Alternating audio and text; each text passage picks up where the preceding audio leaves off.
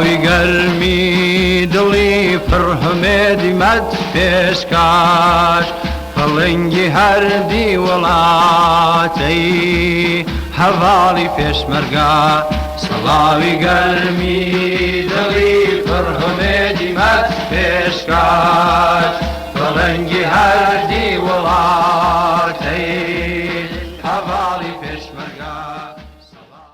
لە پێنجەیەمین ساڵیادی گیان بە خەتکردنی هاوڕێ فەرهاد شەعبانیدا یادێک لە هاوڕێیەکی کە بە هیواوە ژیا لەگەڵ خەباتدا باڵای کرد و بە دروشمی بژی سۆسیالیزم ماڵاوایی کرد.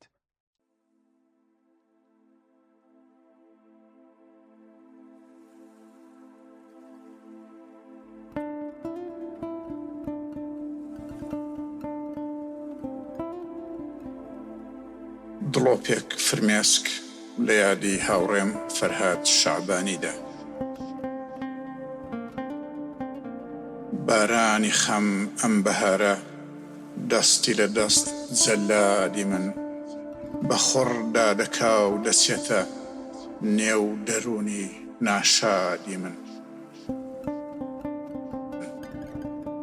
لۆمەم مەکەن کە تەزیوم بە مەرجێکی بێوادی من سکاڵای خۆم بۆ شوێ ببەم چێ دەبیستێ فەریادی من. یادگارەکەی سنەی سوورم ڕوو خۆشەکەی دڵشادی من یەخسیرەکەی دەستی غەدر پێشمەرگەکەی ئازادی من. خۆشەویستەکەی کۆڵبەران لەگەڵ ئەوین هاوزادی من ئازیزە نێوت لە دڵما دوانە جوانەکەی یادی من. گوتت لەسەر پنجی ئەوین هەڵچنراوە بنیادی من بڵێن بە فەرهادی کۆکەن فەرهادترە فەرهادی من. وهوس 21 یوونی 2021.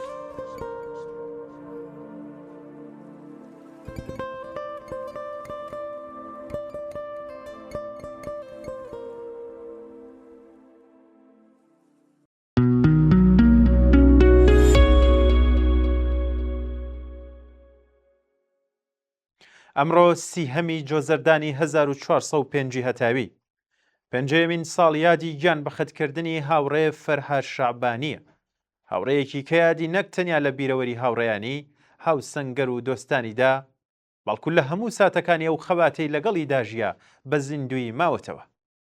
بەرەبەیانی ڕۆژی یەکشەممە 30 جۆزەردانی 1400 فەرهاد دوای 3 مانگ دەست و پەنجە نەرمکردن لەگەڵ نەخۆشی شێرپەنجە لە نەخۆشخانێک لە وڵاتی سوید و لە تەمەنی 63 ساڵیدا ماڵ ئاوایی لە ژیان کرد. بە ڕۆیشتنی ئەو بزوتنەوەی کۆمونیستی و کرێکاری ئێران یەکێک لە شێلگیرترین دڵسۆزترین و وە شەریفترین ڕۆڵەکانی خۆی لەدەستدا.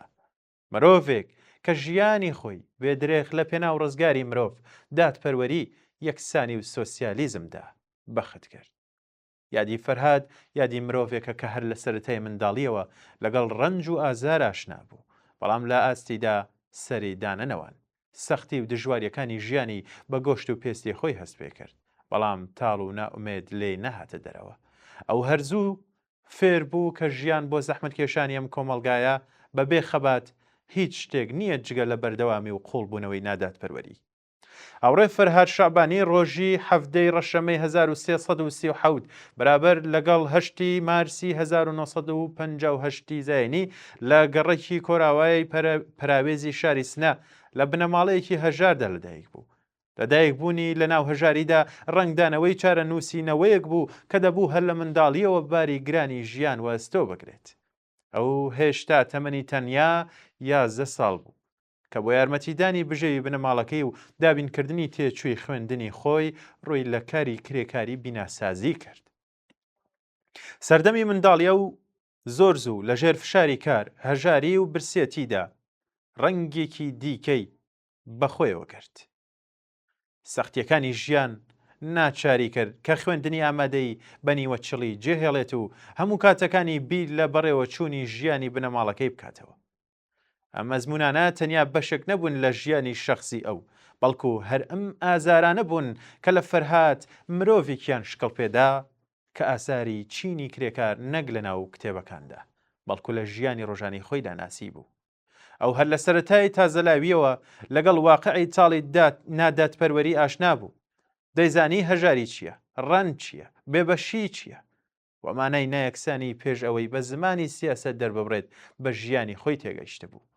فەرهاد بۆ ماوەیەک لە ڕێکخراوی لاوانی هێزە چەکدارەکانی ڕژێمی شادا دامەزرا، بەڵام لەگەڵ دەستپێکردنی ڕاپەڕینی شۆڕژگێڕانی خەڵکیێران لە دژی دەسەڵاتی پاشایەتی ڕێڕەوی ژیانی گۆڕدرا.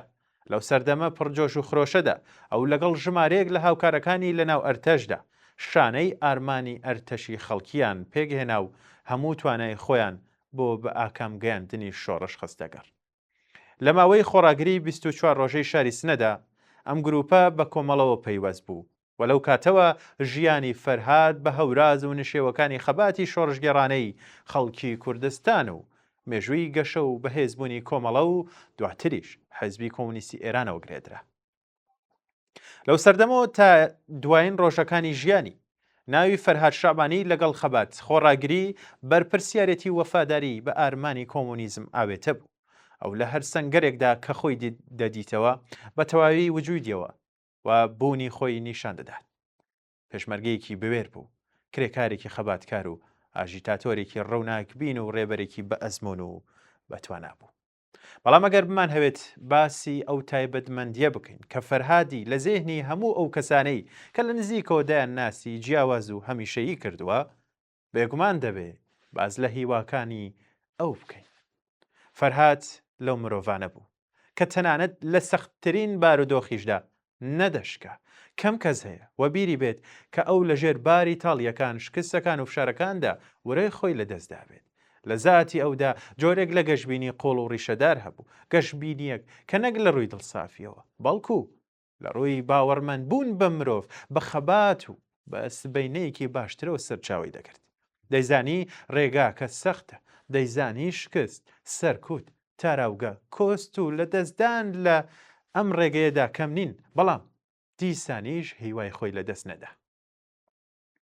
بۆ فەرهاد خەبات بژاردەیەکی کاتی یان قۆناغێک لە ژیان نەبوو، بەڵکو خەبات بۆ ئەو پێویستیەک بوو، شێوازێک لە ژیان بوو. ئەمە نەک تەنیا لە ساڵانی خەباتی پێشمەرگایەتی لە کوردستان، بەڵکو لە تەواوی ساڵانی کۆچبەری و تاراوگە نشینی لە سویدیش زۆر بەرچاو بوو. زۆر کەس لە تەراوگا مەیدانیان بەجێهێشتووە، بەڵام فەرهاد لە زومرەی ئەو مرۆڤانە نەبوو و ئەو بۆ هەر کوێچ و سەنگەری خۆی دروست کرد.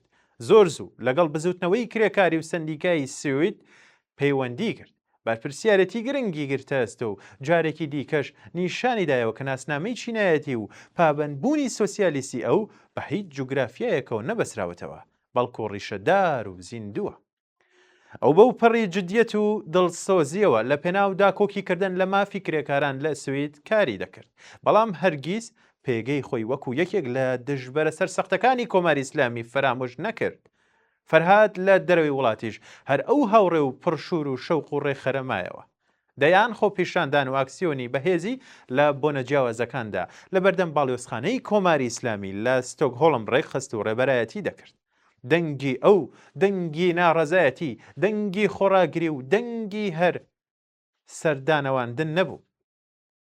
هەروەها داکۆکی کارێکی شێلگیری مافی پەنابەران بوو و لەم بوارەشدا کارنامەیەکی درەوشا و ئینسانی لە دوای خۆی بەجێهێشت. ئەو بەرامبەر بە ئازاری مرۆڤەکان بێدەنگ نەدەبوو، نە بەرامبەر بە کرێکار، نە بەرابەر بە پەنابەر، نە بەرابەر بە زیندانی و نە بەرابەر بەو جەماوەرەش کە لە ژێر ستەمدا دەژیا.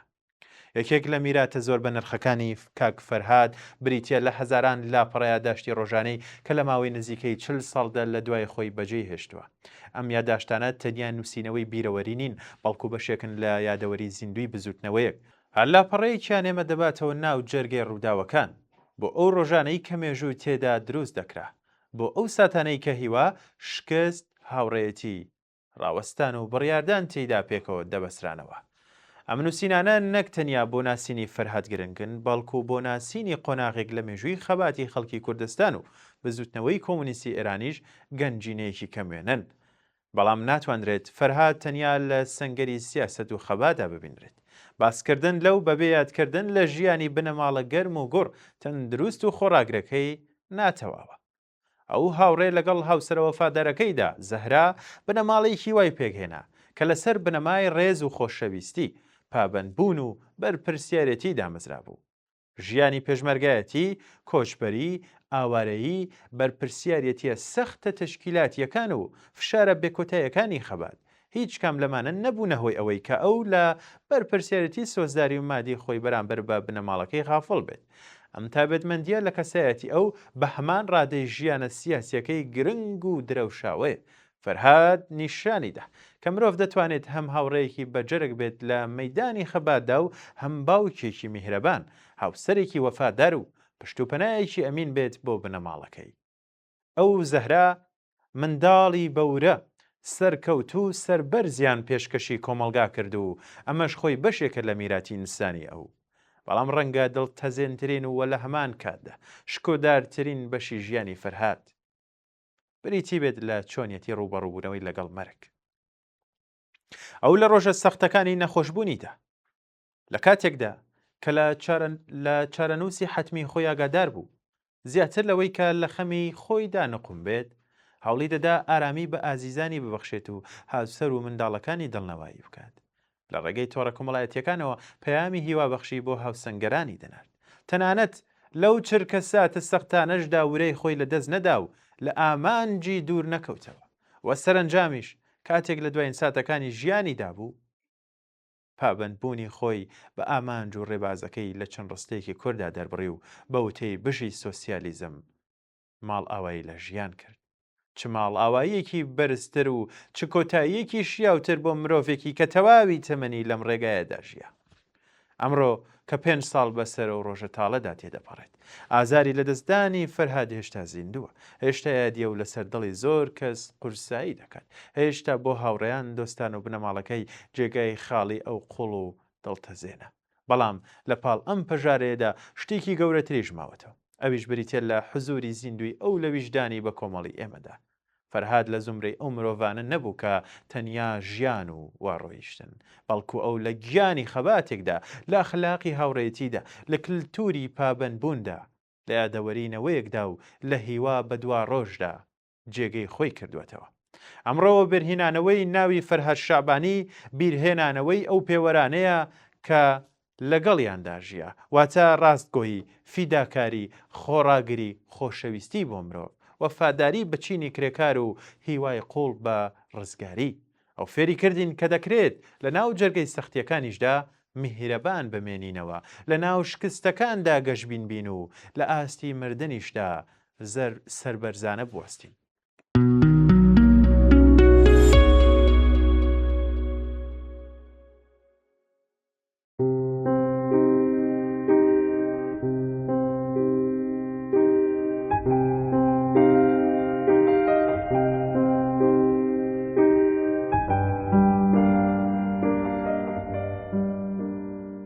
هاوڕێیانی قارەمان و خۆشەویستی پێشمەرگە،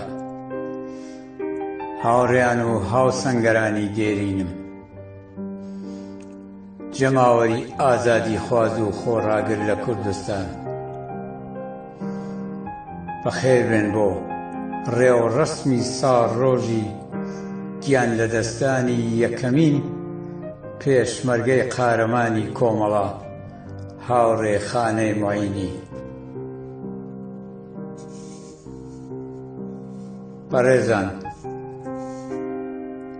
ئەگەرچی ئەم ڕۆژە وەکو ڕۆژی گیان لە دەستانی هاوڕێ خۆشەویست هاوڕێ خانە ناولێنراوە، بەڵام لەم ڕۆژەدا ڕێز لە یاد و بیرەوەریەکانی هەموو پێشمەرگەیەکی کۆمەڵە دەگیرێت کە لە ڕێگای ئارمان و ئامانجەکانی کۆمەڵەدا گیانی ئازیزیان بەخت کردووە. هاوڕێیانی قارەمانی پێشمەرگە، ئەندامانی کۆمەڵە و حیزبی کۆمۆنیستی ئێران جەماوەری خەڵکی قارەمانی کوردستان. ئەگەر ئێستا و هەزاران جاری تریش لێم بپرسن گەورەترین شانازی ژیانت کامەیە، وەڵام ئەدەمەوە و ئەڵێم 42 ساڵ پێشمەرگایەتی کۆمەڵە و چەکی پڕ لە شانازی کۆمەڵە لە شانکردن.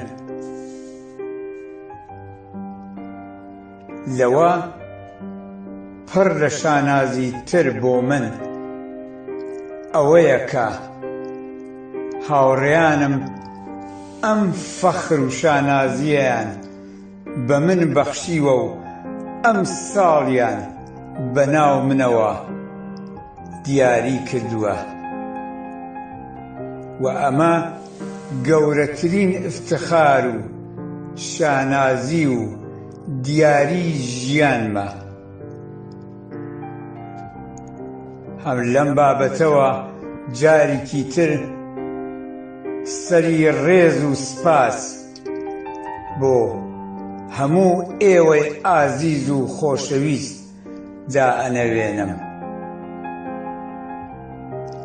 ئەمە گەورەترین افتخار و شانازی کە ئێوەی ئازیز و خۆشەویست بە هاوڕێیەک و هاوسەنگەری خۆتانتان بەخشیوە. هاوڕێیانی ئازیز و خۆشەویست، هەڵگرتنی چەکی پڕ لە شانازی کۆمەڵە یەکەمین افتخار و شانازی ژیانی فەرهادی شەعبانیە. داوای لێبوردن ئەکەم کە لەمە زیانتر و پڕتەوانتر نەمتوانی. من لەم ڕۆژەدا وەک جارەکەی جاران لێکدانەوەی هەلومەرجی ئێستای ئێران و کوردستان بکەم و ئەو لێکدانەوە بەڕێ نوێنیەکانی متەئەسر لە ئستراتیژی حیزبی کۆمۆنیستی ئێران و سیاسەتە کەڵانەکانی کۆمەڵە بخەمە بەر چاوی ئێوە. بەڵام هەر ئەوە بەس کە بڵێم کە بژی ڕۆژی پێشمەرگەی کۆمەڵە، بژی حیزبی کۆمۆنیستی ئێران، بژی کۆمەڵە، بژی سۆسیالیزم، بژی بۆ ئێوە ئازیز و خۆشەویست.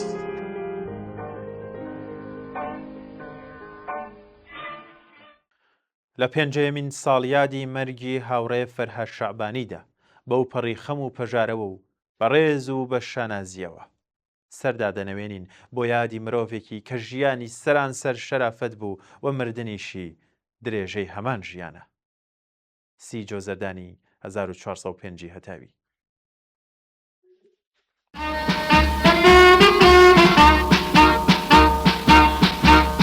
سڵاوی گەرمی دڵی پڕهمێدی مەد پێشکاش، فەڵەنگی هەردی وڵاتەی هەڤاڵی پێشمەرگا. سڵاوی گەرمی دڵی پڕهمێدی مەد پێشکاش، فەڵەنگی هەردی وڵاتەی